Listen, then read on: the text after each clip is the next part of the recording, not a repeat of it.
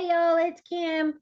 So I don't know if you guys have read through the Wall Street Journal article. It says how the White House functioned with the diminished Biden in charge. It says aides kept meetings short and controlled access. Top advisors acted as go-betweens, and public interactions became more scripted. The administration denied Biden has declined. It says during the 2020 primary or presidential primary, Jill Biden campaigned so extensively across Iowa that she held events in more counties than her husband, a fact her press secretary at the time, Michael LaRosa, touted to a local reporter. His superior in the Biden campaign quickly chided him.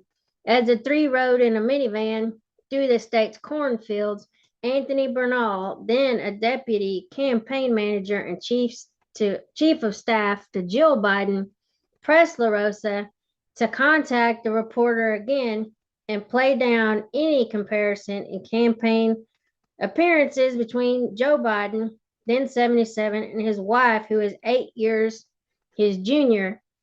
Her energetic schedule only highlighted her husband's more plodding pace, LaRosa recalls being told. The message from Biden's team was clear. The more you talk her up, the more you make him look bad, LaRosa said. The small correction foreshadowed how Biden's closest aides and advisors would manage the limitations of the oldest president in the U.S. history during his 4 years in office. It says to adapt the White House around the needs of a diminished leader, they told visitors to keep meetings focused, interactions with senior Democratic leaders or lawmakers and some cabinet members, including powerful secretaries such as Defense's Lloyd Austin and Treasury's Janet Yellen, were infrequent or grew less frequent. Some legislative leaders have a hard time getting the president's ear at key moments, including ahead of the U.S.'s disastrous pullout from Afghanistan. I'm not going to read all of this, but I'm just going to go through some of the highlights.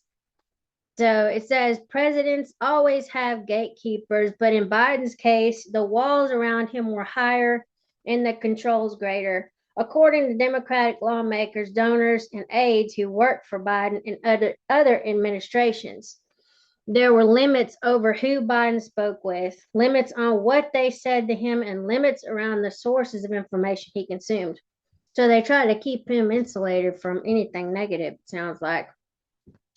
Throughout his presidency, a small group of aides stuck close to Biden to assist him, especially when traveling or speaking to the public. They body him to such a high degree, a person who witnessed it said, adding that the hand holding is unlike anything other recent presidents have had. Yeah. So anyway, the White House operated this way even as the president and his aides pressed forward with his reelection bid. They thought they could get 4 more years out of this guy. And now, of course, everybody's coming out now that he lost and Kamala lost and Trump's about to get back in there. Anyway, the cover up was done with, and they're now coming out against him big time. Anyway, let's see. The White House operated this way even as the president and his aides pressed forward with his reelection bid, which unraveled spectacularly after his halting performance in a June debate with Donald Trump made his mental acuity an insurmountable issue. Vice President Kamala Harris placed him on the Democratic ticket and was decisively defeated by Trump in a shortened campaign, leaving Democrats to debate whether their chances were undercut by Biden's refusal to yield earlier. This account of how the White House functioned with an aging leader at the top of its organizational chart is based on interviews with nearly 50 people, including those who participated in or had direct knowledge of the operations. I'm going to skip down. Here's this part of the article. It says, good days and bad days. And I think I'll try to link this in the description of the video, and hopefully you can go back and read it.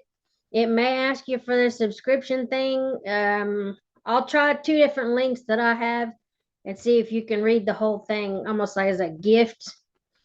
But yeah, it says the president's slide has been hard to overlook. While preparing last year for his interview with Robert K. Hur, and you remember him, he was a special counsel who investigated Biden's handling of classified documents. The president couldn't recall lines that his team discussed with him. At events, aides often repeated instructions to him, such as where to exit or enter or exit a stage that wouldn't be obvious to the average person. Biden's team tapped campaign co-chairman Jerry Katzenberg, a Hollywood mogul, to find a voice coach to improve the president's fading warble. So you know how he kind of does that. Well, when Biden speaks, it's kind of like either in hushed tones or it's not like boisterous. You know, he doesn't enunciate his words; they're kind of all rammed together, if it's even a coherent sentence, or like where he'll be whispering and then kind of shouting, just it's yeah, you heard him talk enough. I think people have heard him speak enough that he does kind of run his words together. I don't know, it just doesn't enunciate very well. Anyway, it says Biden, now 82, has long operated with the tight-knit inner circle of advisors. The protective culture inside the White House was intensified because Biden started his presidency at the height of the COVID pandemic. His staff took great care to prevent him from catching the virus by limiting in-person interactions with him, but the shell constructed for the pandemic was never fully taken down, and his advanced age has hardened it. It says their structure was also designed to prevent Biden, an undisciplined public speaker throughout his half-century political career, from making gaffes or missteps that can damage his image, create political headaches, or upset the world order. If you notice, sometimes when Biden does speak at certain things, it gets him in trouble because, like when he said that his uncle was eaten by cannibals, and either New Zealand or New Guinea had to come out and say no, that he died in a plane crash. And they had to clean it. Well, somebody else kind of had to clean it up and confront the fact that he lied about that country. And they may have cannibals there, but that's not how his uncle died. I think he died in a plane crash. So it is a political headache when you accuse a country of something that didn't actually happen. But that's kind of how he operates. He kind of embellishes, or and I guess you could say that about Trump, but I think Trump is just boisterous and brash or whatever. But yeah, Biden sometimes tells lies. Like, I don't know if the guy that they call corn pop, if that's an actual person or not. But either way, yeah, he says things that could be inflammatory to say the least. But so can Trump. But yeah, this is as far as a political headache. But yeah. Anyway, let's see. The system put Biden at an unusual remove from cabinet secretaries, the chairs of congressional committees, and other high ranking officials. It also insulated him from the scrutiny of the American people.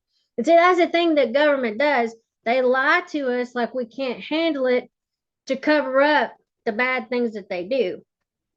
And I mean, if somebody's having to cover up something, then they probably shouldn't be in office anyway. I mean, the whole point of you going in there is transparency, doing what's best for the American people. You know, we voted you in, we're paying your salary through tax dollars.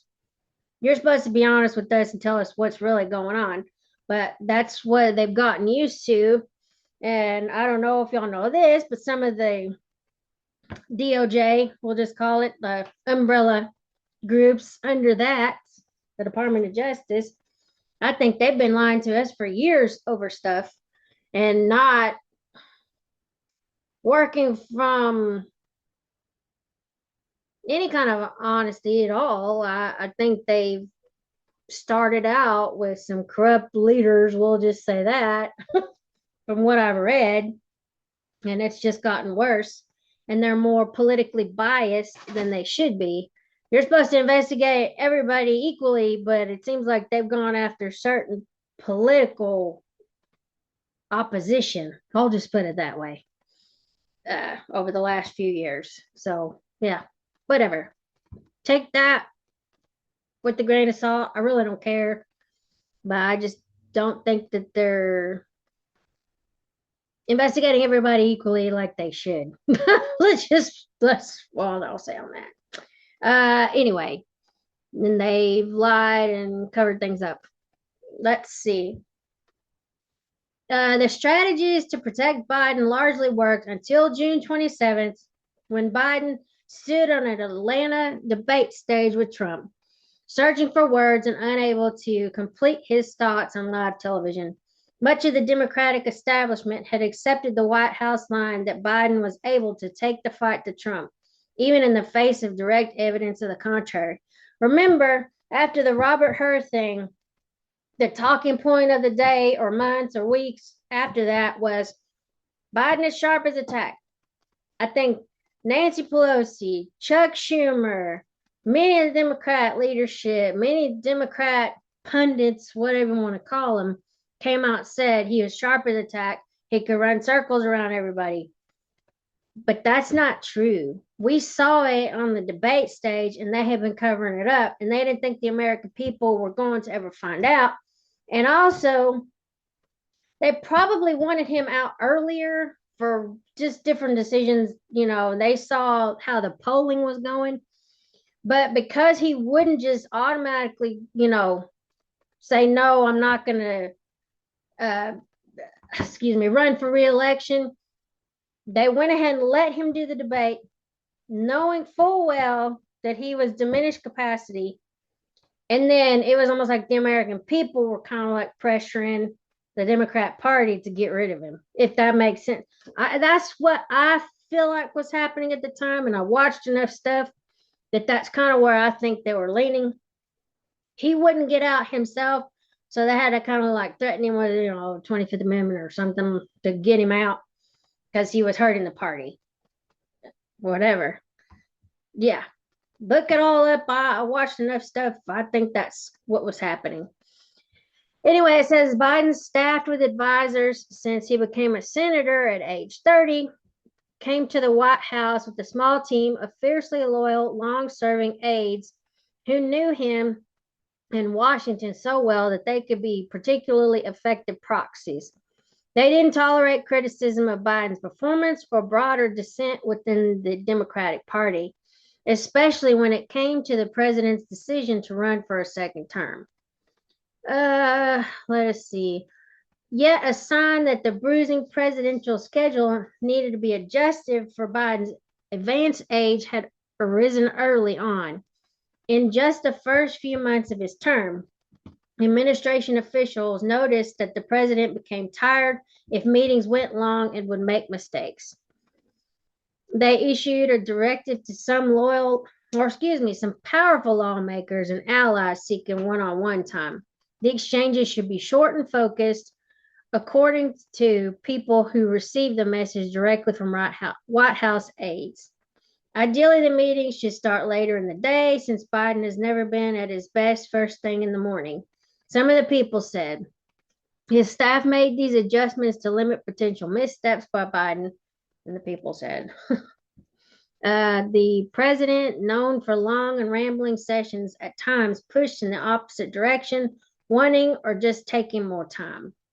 The White House denied that his schedule has been altered due to his age. And you know that was probably Karine Jean-Pierre coming up with that little talking point there. But yeah. And think of all the people that have been sitting in that White House making decisions on behalf of America. Let's see. While it isn't uncommon for politicians to want more time with the president than they can get, some Democrats felt Biden was unusually hard to reach. That's what Representative or Adam Smith of Washington found when he tried to share his concerns with the president ahead of the U.S. withdrawal from Afghanistan in 2021. Smith, a Democrat who chaired the powerful House Armed Services Committee, was alarmed by what he viewed as an overly optimistic comments from Biden as the administration assembled plans for the operations. I did watch a documentary. Uh, Now I can't think of. I saw it on HBO Max, but you might be able to find it on YouTube. It was basically about the Afghanistan withdrawal and how disastrous it was. It even showed the people falling off the planes. I mean, I'm sure a lot of people have seen all that stuff, but um, this, the decisions that have been made, I'd say by this entire administration, whether Biden's the head of it or not, have been bad for America and for the world. That's all I can say. It says right here, after the disastrous withdrawal, which left 13 U.S. service members and more than 170 Afghans dead, Smith made a critical comment to the Washington Post about the administration lacking a clear-eyed view of the U.S.-backed Ashraf Ghani government's durability. It was among comments that triggered an angry phone call from Secretary of State Anthony Blinken, who ended up getting an earful from the frustrated chairman. Shortly after, Smith got an apologetic call from Biden. It was the only phone call made to Smith in his 4 years in office, Smith said. And I don't know who said it, but I did hear somebody tell, or not tell me directly, but like in a video, they were saying that Anthony Blinken was actually dangerous. Take that, whatever you want to say about the guy. I don't think he's like all on the up and up and not very good for America either. So I think he's one of the ones that's been making a lot of decisions. Let's see. I'm going to keep going. Dealing with advisors. These are just some of the subsections within this article. I don't want to go through the whole thing because then it's just like a lot of reading. My mouth get dry, but whatever. It says, dealing with advisors, interactions between Biden and many of his cabinet members were relatively infrequent and often tightly scripted. At least one cabinet member stopped requesting calls with the president because it was clear that such requests wouldn't be welcome, a former senior cabinet aide said. One top cabinet member met one-on-one with the president and most twice in the first year and rarely in small groups. Another former senior cabinet member said, or cabinet aide said.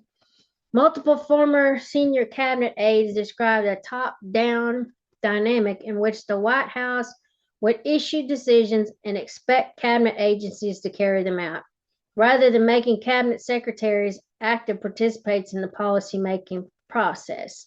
Some of them said it was hard for them to discern to what degree Biden was insulated because of his age versus his preference for a powerful inner circle. Bates said Biden has daily conversations with members of his cabinet. Several cabinet secretaries contacted the Journal at the White House as a request to attest to the smooth operations between their agencies and the White House. They said Biden would call them individually on the phone when seeking information or to give direction. Let's see. Yeah, it's a lot of words. I'll link it down there. Y'all can go through this. Basically, they just lied. It says Obama would often meet with smaller groups of cabinet members to hash out a policy debate, former administration officials said. I guess that's during his presidency.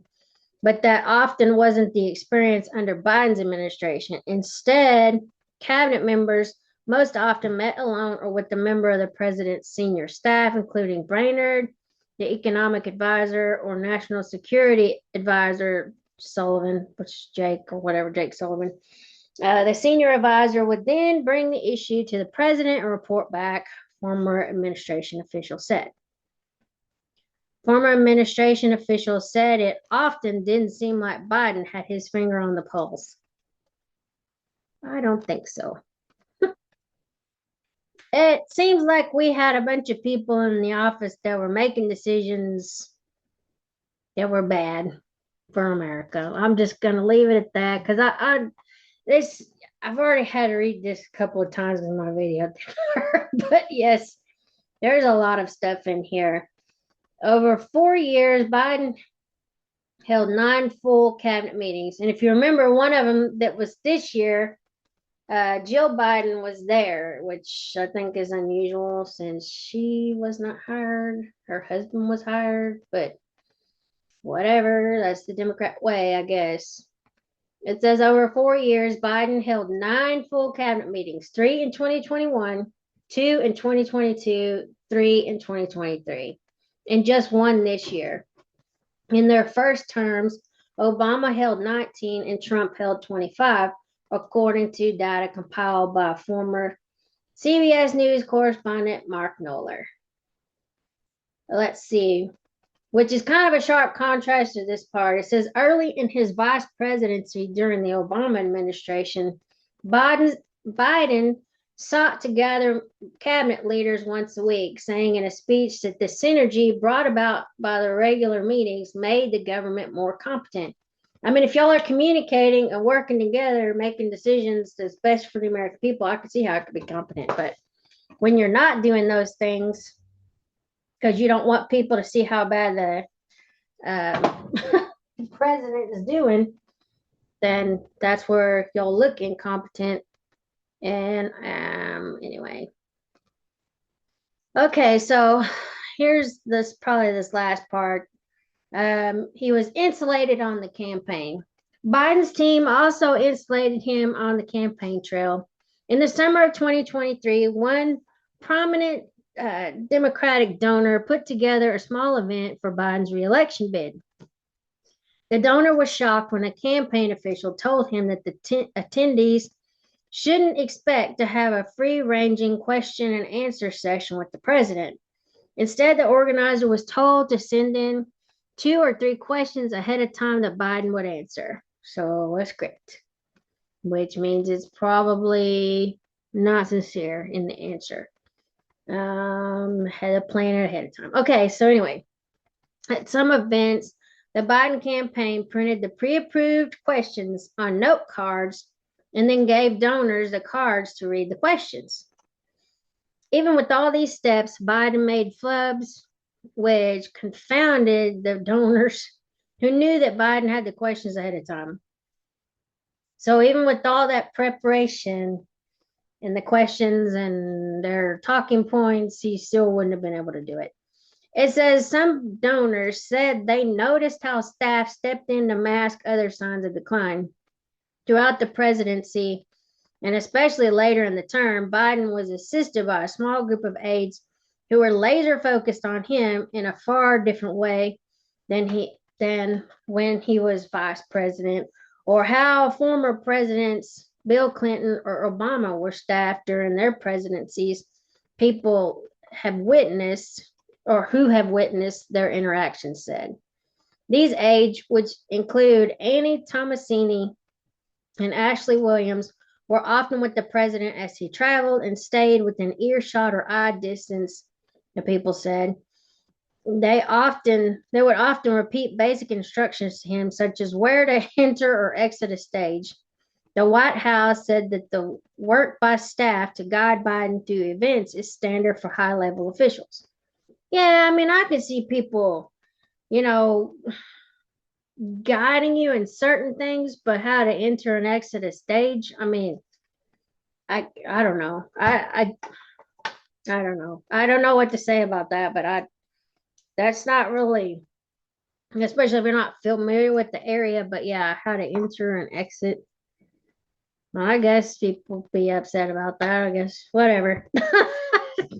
I mean, he should know how to go up this side, come back down this side. I guess if you're at a play, interstage left, interstage right. I mean, I don't know. Yeah. Or exit stage right, whatever. Yeah, he should probably know that. Okay. It says people who witnessed it felt differently. In the past, aides performing these duties were often on their phones, chatting with other people, or fetching something from a car or a computer nearby, they said. The president's team of pollsters also had limited access to Biden.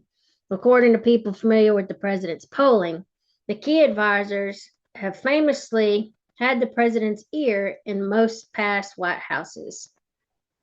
During the 2020 campaign, Biden had calls with John Anzalone, his pollster, during which the two had detailed conversations. By the 2024 campaign, the pollsters weren't talking to the president about their findings and instead sent memos that went to top campaign staff. So then they were filtering that information to Biden. And Biden didn't realize, I guess, how bad things were for him. That's why he went ahead with the re-election bid and the debate. And even though it made the Democrats look really bad. Anyway, it says Biden's pollsters didn't meet with him in person and saw little evidence that the president was personally getting the data that they were sending him, according to the people. People close to the president said he relied on Mike Donnellan, one of Biden's core inner circle advisors. With a background in polling, Donnellan could sift through the information and present it to the president. Bates said that Biden stayed abreast of polling data. By the summer, Democratic insiders became alarmed by the way Biden described his own polling, publicly characterizing the race as a toss-up. When polls released in the weeks after the disastrous June debate consistently showed Trump ahead, they worried he wasn't getting an unvarnished look at his standing in the race. Those fears intensified on July 11th when Biden's top advisors met behind closed doors with Democratic senators, where the advisors laid out a roadmap for Biden's victory. The message from the advisors was so disconnected from public polling, which showed Trump leading Biden nationally, that it left Democratic senators incredulous. It spurred Senate Majority Leader Chuck Schumer, the Democrat from New York, to speak to Biden directly, according to people familiar with the matter, hoping to pierce what the senators saw as a wall erected by Donnellan to shield Biden from bad information. Donnellan didn't respond to requests for comment. So pretty much they were lying to him about his polling results, and so he thought he had a chance to win, and that wasn't what was actually going to happen. And we see that now. Donald Trump, thank God, is going to be inaugurated on January 20th. But let's look at a few comments and then I'm going to cut this off. It says every single aide and appointed or elected official who covered for Biden put the U.S. at grave risk. They betrayed the country. Yes, they did.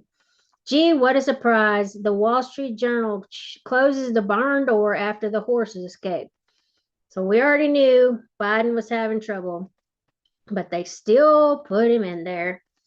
It says, David, you missed the whole point. If Joe Biden loved her husband more than the power, she would have asked him not to run for the presidency or to resign once his cognition had deteriorated. Additionally, you couldn't be more wrong about my respect for highly educated women. My wife has earned 2 postgraduate degrees, an MD with the subspecialty plus an OD. She is highly respected by me, her patients, and her peers. I don't know if that's like something somebody else comment. I really don't know here, but and yet when I made a post a few months ago on another article about Biden's apparent cognitive decline, it was removed by the Wall Street Journal moderators as being against community standards. Okay, this was obvious to anyone but the insiders and those who drank the DNC Kool-Aid. But the next question is, who is actually running the country, his cadre of advisors or Barack Obama. And I don't know if y'all remember this, but Barack said that he would have liked to have had a third term where he was basically in a basement in his like pajamas or his sweatpants and had an earpiece that he can connect with the person so that he could advise them. But anyway, that's what he said. Whatever. I don't know if that's what was happening, but I personally don't believe that Biden was in charge. It says in the final question is how can anyone trust the DNC or mainstream media again? This wasn't just a white lie here and there. This was fraud. Yeah, and they perpetrated it against the American people. It says I absolutely loved it when even George Clooney and Van Jones said enough is enough. Because they realized how bad it was. I mean, but whatever. I mean, they were dishonest up until the end. And then now everybody's coming out speaking against it. So, like I said, I'll try to get this linked in there in the description. Y'all can read through the entire article if you haven't already. Because I just, yeah,